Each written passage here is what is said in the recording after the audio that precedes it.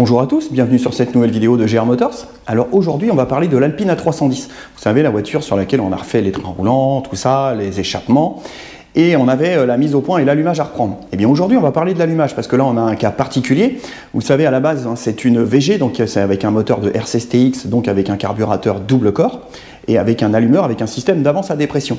Et là, on se retrouve avec un montage avec deux doubles corps Weber, avec normalement une configuration d'allumage qui est différente. Donc ce qu'on va faire, c'est qu'on va faire une étude des caractéristiques des deux moteurs pour voir un petit peu comment on va pouvoir adapter notre courbe d'avance par rapport aux carburateurs qui ont été montés. Donc comme vous le voyez, j'ai rassemblé différents documents de façon à identifier mes moteurs, mes courbes d'avance, pour pouvoir déterminer quelle courbe je vais aller mettre dans mon allumeur.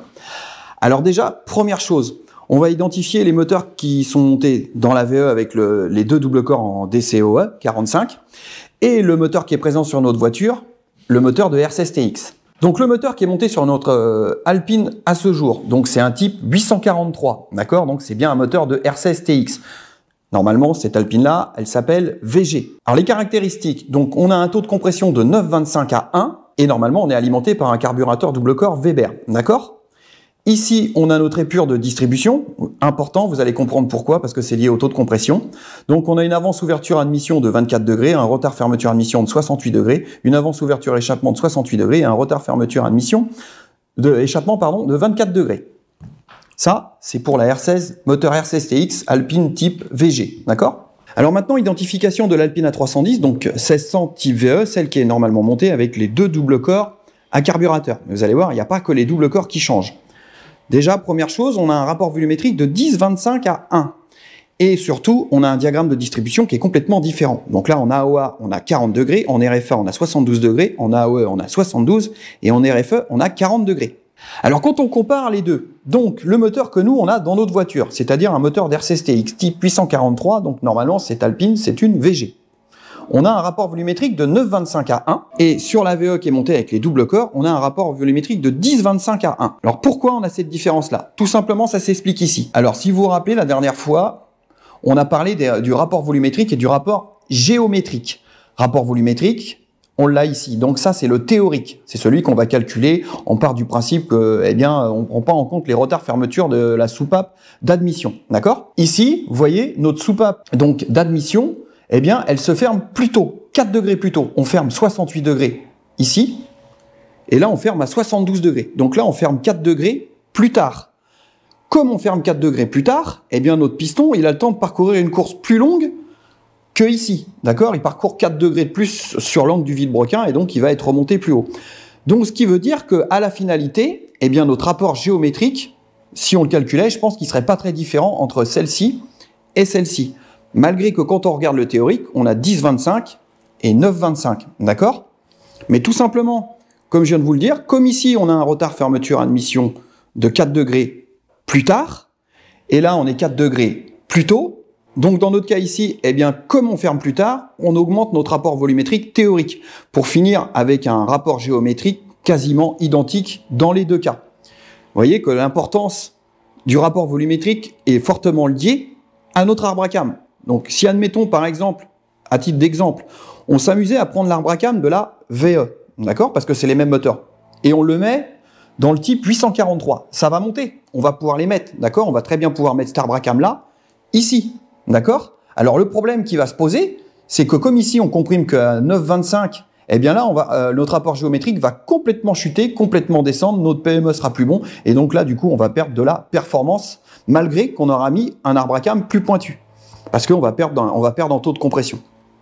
Alors j'espère que vous aurez à peu près compris ce que je vous ai expliqué, parce que là on rentre dans la technique et c'est pas forcément simple pour celui qui n'a pas vraiment de notion de mécanique.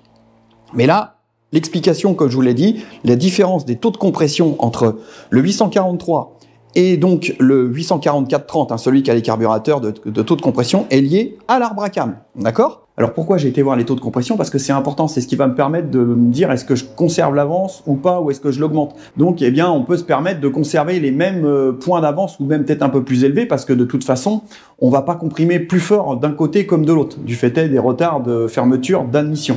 La différence qu'il va y avoir, c'est le temps de remplissage malheureusement, parce que l'autre, il est ouvert plus longtemps, donc on remplit plus.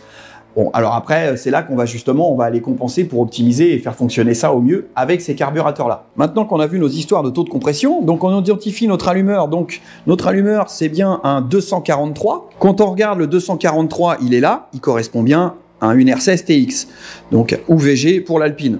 Donc là, on a notre courbe de développé d'avance centrifuge, hein, donc qui est en tour allumeur, d'accord? Donc là, on est bien en tour moteur. 2500 tours allumeur, ça correspond à 5000 tours moteur. Donc à 2500 tours allumeur, on est bien à 18 degrés d'avance sur l'allumeur. Et donc, si on répercute sur le moteur, à 5000 tours moteur, eh bien, on sera à 36 degrés d'avance. D'accord? Maintenant, la courbe d'avance qui correspond au moteur VE, c'est-à-dire celui qui a les deux doubles corps, avec un taux de compression plus élevé et avec un arbre à cam différent. Donc si on prend les similitudes, vous voyez à 2600 tours, on a 12 degrés d'avance allumeur. Alors ce qui nous fait à 5200 tours moteur, 24 degrés d'avance. D'accord? Alors à ça c'est le développé d'avance centrifuge des allumeurs. Maintenant, ce qu'il faut prendre en compte aussi, c'est à quel point d'avance statique on démarre. Alors le point statique auquel on démarre sur la VE, donc c'est-à-dire le moteur de l'Alpine avec les deux carburateurs à double corps, donc on démarre à de 5 à 7 degrés de point d'avance initial, d'accord? Donc ces 5 à 7 degrés, on va partir sur 5 degrés, admettons, eh bien ces 5 degrés de point d'avance initial vont s'additionner aux 12 degrés x 2, donc 24 degrés, d'accord? Parce que là, on est en régime allumeur pour les 12 degrés, mais nous, ce qu'on veut là, pour aller additionner, là, c'est du régime moteur, donc là, on est bien 5 degrés régime moteur, x2 ça, plus 24, donc on arrive à 29 degrés, voilà, à 5000, enfin à 6000 tours, on va dire, à 6000 tours, on arrive à 29 degrés au total, d'accord? Sur la R16 TX maintenant, alors la différence, vous allez voir, elle est quand même assez majeure, on n'a pas du tout le même principe de fonctionnement et de calage de l'avance à l'allumage. Alors sur le moteur VG, donc le moteur de la R16 TX, vous voyez, on démarre pas du tout de la même façon, hein. Là, on démarre donc à 0, plus ou moins 1 degré d'avance initiale, donc on est beaucoup plus bas. D'accord? Donc si on additionne nos 0 degrés ou 1 degré, hein, donc là, à nos 18 degrés qui font 36, eh bien, en fait, on finit tout simplement à 36 degrés à 5000 tours. D'accord? 36, 37 degrés. Mais à ça, sur le moteur de la R16 TX, eh bien, il y a un autre facteur qui s'ajoute. Parce que sur la R16 TX, normalement, il est prévu pour fonctionner avec une avance à dépression. Et là, vous voyez, on a la courbe d'avance à dépression, donc qui est influée par la dépression du moteur. Donc là, ils nous disent dans le manuel que le point d'avance à 0 degré, il est sans dépression. D'accord? Donc ça veut dire capsule débranchée. Donc on fait le point d'avance sans dépression. À partir du moment que le moteur tourne au ralenti, qu'on va lui créer une dépression, eh bien là il va nous rajouter de l'avance, d'accord? Mais il nous rajoute de l'avance que sous la dépression, c'est-à-dire il va nous mettre 7 degrés, d'accord? Donc à partir du moment qu'on accélère, ces 7 degrés s'évanouissent et au final on retombe bien sur nos 18 degrés plein régime, parce que là la capsule à dépression, quand on est plein régime, elle n'agit plus du tout. Le montage en VE, donc avec les deux doubles corps, eh bien on n'a pas de dépression comparé au moteur d'R16 TX. Alors vous voyez les différences, là il y en a quand même un paquet. Hein, déjà on se retrouve avec un arbre à cam qui est différent, on a des temps d'ouverture qui sont complètement différents, donc ça va influer fortement sur le remplissage du moteur. Donc on a des taux de compression différents, mais ça je viens de vous donner l'explication, hein, c'est que pour rattraper notre rapport géométrique.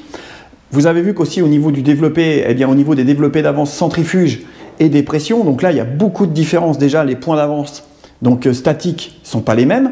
Les développés d'avance ne sont pas les mêmes. Sur le moteur de R16 TX, on a une avance à dépression. Donc là, comment je vais me débrouiller? Qu'est-ce que je vais prendre comme courbe d'avance pour essayer de coller au mieux? Alors vous allez me dire maintenant, quelle courbe d'avance je vais choisir? Est-ce que je prends la VE? Est-ce que je prends la R16 TX? Comment je fais?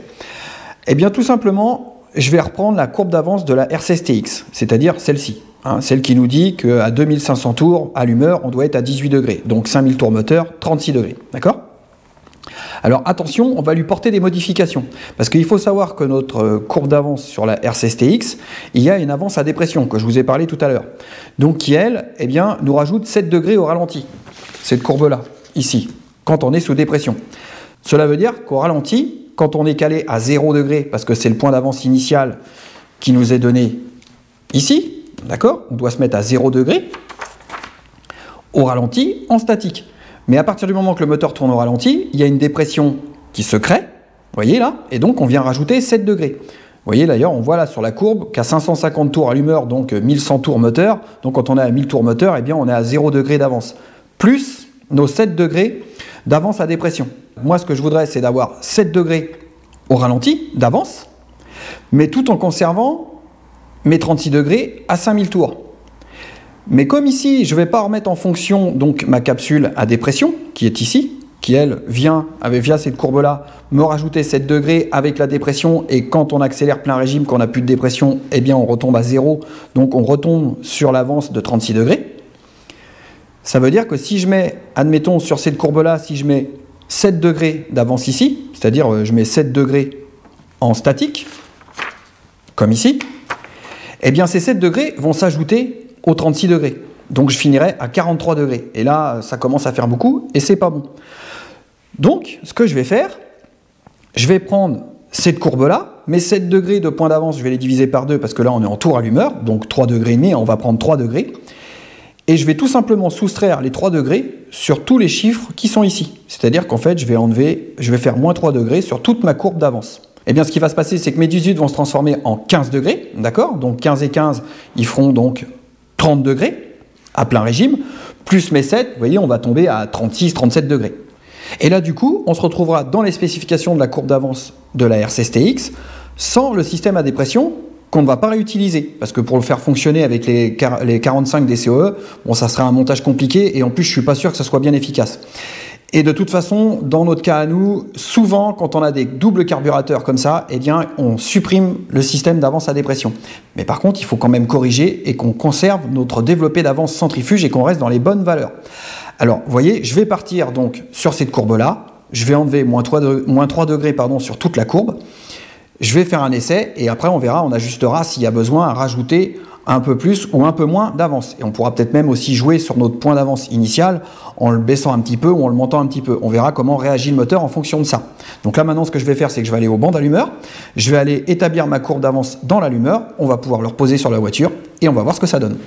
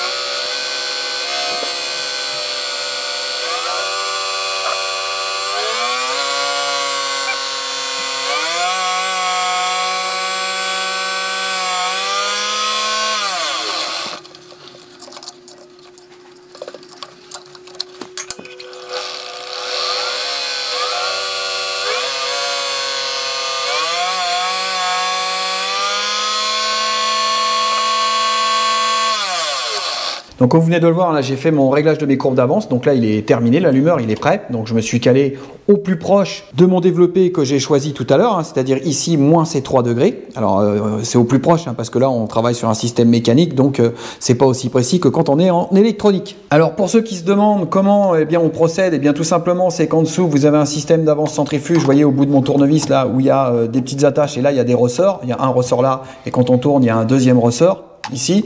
Donc le but du jeu en fait c'est d'aller plus ou moins tendre ces ressorts et c'est ça qui va nous faire modifier notre développé d'avance parce que bien évidemment on vient lutter contre la force centrifuge. Alors il y a deux ressorts, il y a un gros ressort et un petit ressort, il y en a un qui sert pour le bas du régime et il y en a un qui sert pour le haut du régime. Donc voilà comment on procède, donc c'est un petit peu fastidieux, c'est un peu long parce que vous voyez on fait notre relevé de développé sur le disque gradué, on en a trop donc on va retendre ou on redétend et ainsi de suite jusqu'à temps d'aller coller à notre courbe et qu'on ait quelque chose qui fasse une belle progression. Tout est là, la subtilité de la chose. Alors effectivement, c'est moins pratique que quand on a un allumeur électronique. Mais bon, cela dit, là c'est fait. Maintenant ce qu'on va faire, c'est qu'on va reposer ça sur la voiture, on va faire notre calage d'avance initial. Et on va voir ce que ça donne. Bon les amis, on se retrouve sur la voiture, donc là je vais reposer l'allumeur, donc rien de compliqué à ce niveau-là, surtout que cela en fait il y a un détrompeur, on peut les mettre uniquement dans un sens, que vous avez vu ici, on est décalé. Et au niveau du trou dans l'allumeur, c'est la même chose, donc on ne peut pas l'inverser, alors sauf si on force comme un bœuf, mais enfin il faut éviter quand même. Donc là logiquement on le prend, on le met dedans, comme ça, tout simplement, et il y a un moment quand on va tourner, tac, il rentre tout seul. Et puis là c'est le cas, donc il n'y a aucun souci, il est bien rentré dedans. Donc maintenant, il n'y a plus qu'à remettre la fixation, le branchement, et je vais vous faire voir comment je fais pour faire le calage de point d'avance initial, sans aucun appareil, même sans lampe témoin, je le fais. Bon, eh bien l'allumeur il est reposé, donc évidemment j'ai mis mon cylindre numéro 1 au PMH, derrière en bas, alors là je vous fais pas voir parce que l'accessibilité elle est très compliquée parce que mon repère de PMH il se situe en bas. Alors je me suis pas mis au repère de PMH en fait, je me suis mis à mes 7 degrés d'avance directement. Donc je suis bien positionné, donc là maintenant il faut que j'aille positionner mon allumeur pour que je sois pile poil au moment de l'allumage. Alors là vous allez voir j'ai une méthode qui est très très simple. Déjà on détermine dans quel sens tourne l'allumeur. Alors c'est pas compliqué, vous voyez il y a un côté où je peux pas le tourner et il y a un côté où je peux prendre l'arbre et le tourner comme ça. Et bien du sens où je peux le tourner c'est le sens de rotation de l'allumeur. Donc là maintenant ce que je vais faire, il y a mon petit assistant dans la voiture, il va mettre le contact. C'est bon, t'as mis le contact? C'est bon. Et là vous allez voir maintenant, je viens rattraper mon jeu là, j'ai plus, je viens prendre donc mon allumeur, je vais le tourner en sens inverse de la rotation, le corps, et vous allez voir, regardez bien ce qui va se passer au niveau du rupteur. Encore, tac, vous avez vu, là il y a eu une petite étincelle, ça veut dire qu'on est pile au point d'avance. Alors je vais le refaire, hein. On va le refaire, hop, on revient en arrière, là on va se mettre un peu plus près pour essayer de le voir, on tourne, et normalement, tac, vous avez vu là? Donc là ça veut dire qu'on est calé. Alors après on peut le faire à la lampe témoin, hein, ça marche exactement pareil, mais quand on n'a pas de lampe témoin, eh bien on peut faire comme ça et ça fonctionne. Donc autre chose qui est important dans l'allumeur, j'en ai pas parlé tout à l'heure quand on était sur le banc, ici vous voyez il y a une petite mousse à l'intérieur. Cette petite mousse là elle est importante, hein, c'est ce qui permet, en fait on met de l'huile dessus, c'est ce qui permet de lubrifier le système d'avance centrifuge en dessous, donc c'est important qu'il y soit. Et à savoir que s'il n'y est plus, on peut les retrouver. C'est comme autre chose aussi pour éviter les problèmes d'humidité et que la voiture démarre mal par temps humide, et bien vous voyez il y a cette petite plaque en plastique. Donc là il n'y était plus d'origine parce qu'elle avait été perdue ou cassée certainement, mais on peut les revoir aujourd'hui. Donc bah vous voyez, on la remet en place et c'est important de l'avoir. C'est ce qui va limiter les phénomènes d'humidité dans votre allumeur. Alors évidemment après on met le doigt d'allumeur, hein, voilà, hein. Donc dans son cran, comme ça, tac, là on y est. On a son petit plastique, on est bon, on peut remettre notre tête d'allumeur. Alors maintenant, il ne me reste plus qu'à repositionner donc la tête d'allumeur. Donc là, très simple aussi hein, pour se retrouver dans l'ordre d'allumage. Hein. Un 4 cylindres, c'est 1, 3, 4, 2. Donc là, je repère mon doigt d'allumeur, il est positionné ici. Il tourne dans ce sens-là. Donc là, bah, je repositionne ma tête d'allumeur. On voit que c'est le numéro 1, c'est celui-là. Donc là, on le reverrouille, hop, comme ça. Donc le numéro 1 ici, donc 1. Après, on passe ici, donc ça, c'est le 3. Donc ici, comme ça. Tac, 4, tac, et donc le dernier, eh bien, c'est le numéro 2. Voilà. Donc on recommence, donc 1, 3, 4 et 2. Donc là, logiquement, eh bien, on est bon, ça devrait démarrer. Donc tout est remis en place, hein. L'allumeur il est mis en place, il est serré, il est calé. On a mis en place donc les fils de bougie, donc l'ordre d'allumage il est bon. Tout est branché, eh bien, on n'a plus qu'à démarrer. Allez, vas-y, démarre. Normalement, ça devrait démarrer au quart. Oh la beauté. Ah, c'est un peu bas en ralenti. Là c'est encore un peu froid.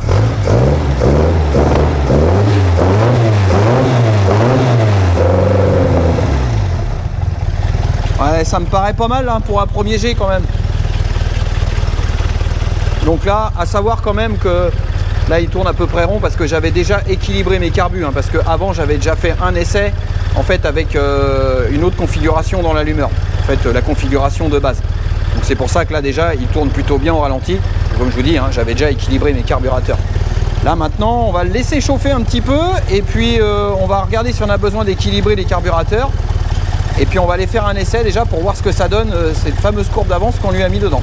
Alors là j'ai fait une première mise au point succincte hein, au niveau des carburateurs, mais je vais encore avoir du travail à leur faire. Au niveau de l'allumage, ça me paraît plutôt pas mal. Au niveau de ma pollution, bon c'est pas encore comme je veux. Bon là j'ai 340 d'un brûlé, là j'ai 6 de CO2, j'en ai pas assez, il va falloir que je retravaille ça. Le CO c'est plutôt pas mal, mais bon là je suis pas pile poil en combustion. Vous voyez j'ai de l'imbrûlé, j'ai pas assez de CO2.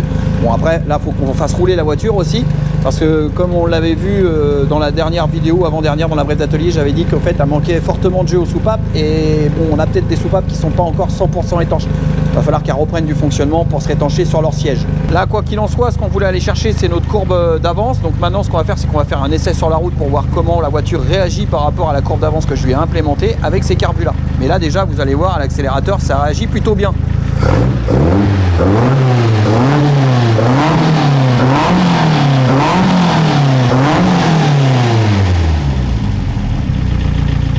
Vous voyez, c'est plutôt pas mal. Donc là, on va monter dans la voiture avec vous et on va aller faire un petit tour pour voir ce que ça donne. je suis avec mon coéquipier, hein. Je vous le présenterai bientôt normalement, s'il est gentil et il est sage, je vous le présenterai, mais pour l'instant il tient la caméra. Alors on est dans l'Alpine, alors comme d'habitude hein, dans les Alpines on est plutôt très à l'étroit, hein. C'est pas c'est pas des voitures qui ont beaucoup d'espace, hein. On est un peu serré. Donc là on va aller direct sur la route, vous avez vu, et on va voir ce que ça donne, la courbe d'avance qu'on a mis dans cet allumeur. Mais là déjà, rien qu'au son du moteur, juste avant le départ, je pense qu'on doit pas être trop mal. On va peut-être falloir affiner un petit peu sur le point d'avance. Mais une fois qu'on aura, c'est ce que je disais, on va commencer par affiner notre avance, notre point d'avance s'il y a besoin. Et après on travaillera la carburation en dernier. Mais là ce qui est important, c'est qu'on ait la bonne avance par rapport à ce qu'on a sur notre moteur. Ah regarde, on a les carrossiers qui sont là, qui nous ramènent notre jante de Ferrari. Allez, on est parti.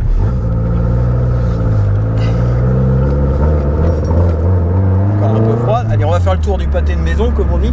Enfin, la maison, il n'y en a pas beaucoup ici, c'est la campagne. Mais... un petit trou là. Ça, je m'y attendais.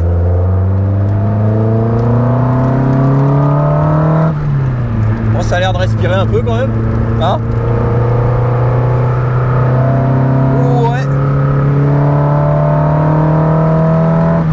Si ça marche, là on est pas mal, vraiment pas mal je pense.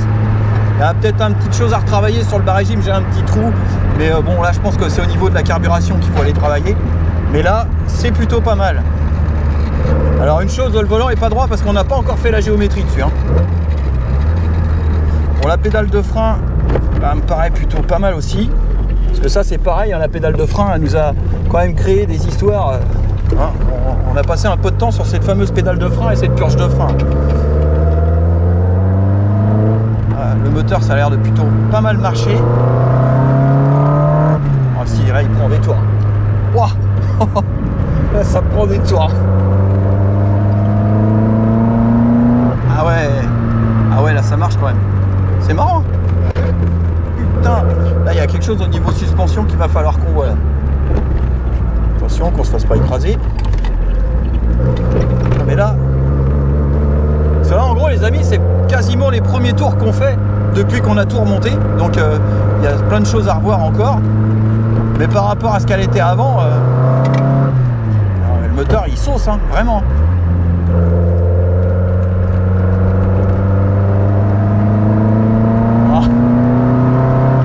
Les amis, de toute façon là on va pas aller plus loin, hein. On sait que la courbe d'avance que j'ai mis, bah, ça fonctionne, c'est bon, c'est nickel. Maintenant il va me rester à finaliser cette mise au point là, sur les carburateurs, faire toute la géométrie aussi complète de cette voiture parce que bah, elle n'est pas faite, hein. On a tout ça à mettre au point encore. Mais bon là déjà on a un moteur qui marche, il me reste plus qu'à finaliser comme je vous l'ai dit mes carburateurs. Mais là vous voyez, j'arrive ici, je retombe au ralenti. Bah, là son ralenti, impeccable, il n'y a pas l'air d'avoir de problème. Apprend bien ses tours, donc maintenant bon voilà, hein, il me reste vraiment comme je vous disais, c'est affiner les carburateurs. Le système de freinage, eh bien ça a l'air de bien fonctionner. Et puis bah, les trains roulants à faire. Et puis bah voilà, une auto encore qui sera terminée, puis qui marche plutôt bien, hein. Plutôt sympa. Hein. Ah c'est fun, on dirait un gros karting en fait, hein, tout simplement ces Alpines là, on dirait des gros kartings. Mais écoutez les amis, je pense qu'on va en rester là pour aujourd'hui, hein. C'est déjà pas mal, on aura vu pas mal de choses. Je pense qu'il y en a qui vont avoir la tête comme ça, avec toutes les courbes d'avance, centrifuge à dépression.